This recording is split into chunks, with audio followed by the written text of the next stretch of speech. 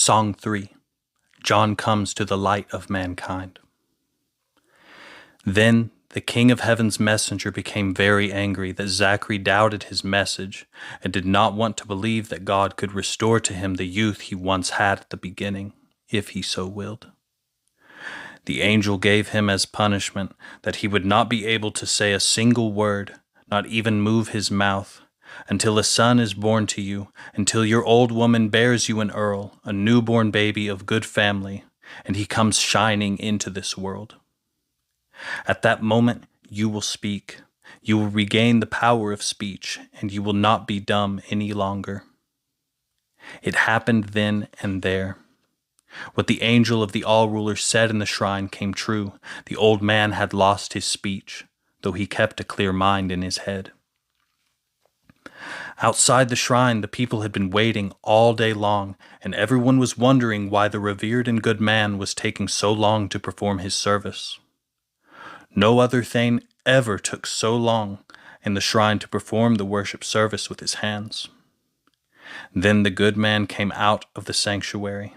The earls crowded in closer. They were extremely curious to hear what he would say to them and what truth he would let them know. He was not able to say a single spoken word to the warrior companions of his retinue. He was only able to let the people know with his right hand that they should follow the teachings of our ruler. The people understood that he had seen something directly from God, but that he could not say anything nor let them know about it. So it was.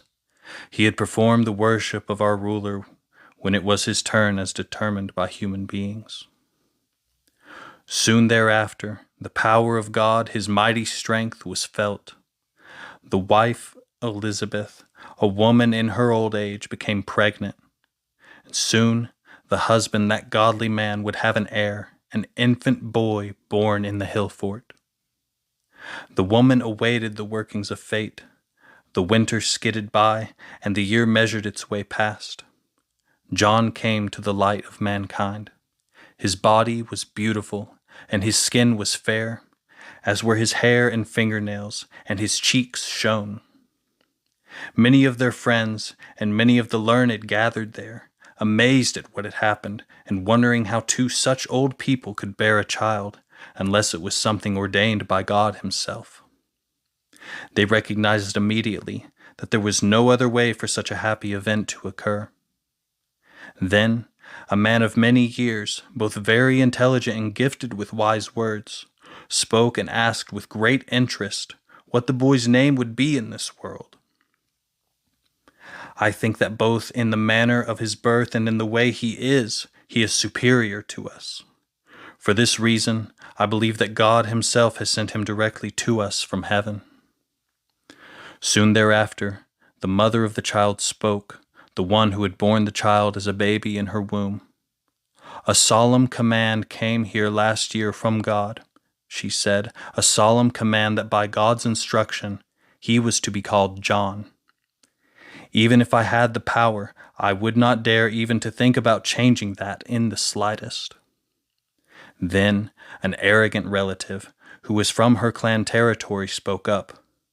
No nobleman ever born of our clan or kin has had that name before, he said. Go and choose a more appealing name for him, one he might be able to like. Then the older man spoke, the one who gave a great deal of good counsel. I never advise any nobleman to start altering the word of God. Just go and ask the Father, a man of long experience, who in his wisdom has seated himself over there in his mead hall. Even though he cannot speak a single word, he can give us a message by writing the name in letters. At that, he approached Zachary and put a beechwood stave on his lap, asking him very earnestly to carve in wisely determined words what this holy child was to be called. Zachary took the book into his hands, and the thoughts of his mind turned gladly to God. He wisely carved the name, John, and immediately thereafter began speaking in his own words. He regained his power of speech and spoke with intelligence and wisdom. The affliction had left him, the hard punishment which holy God had powerfully inflicted upon him, so that Zachary's memory would not forget him, should he ever again send him one of his followers.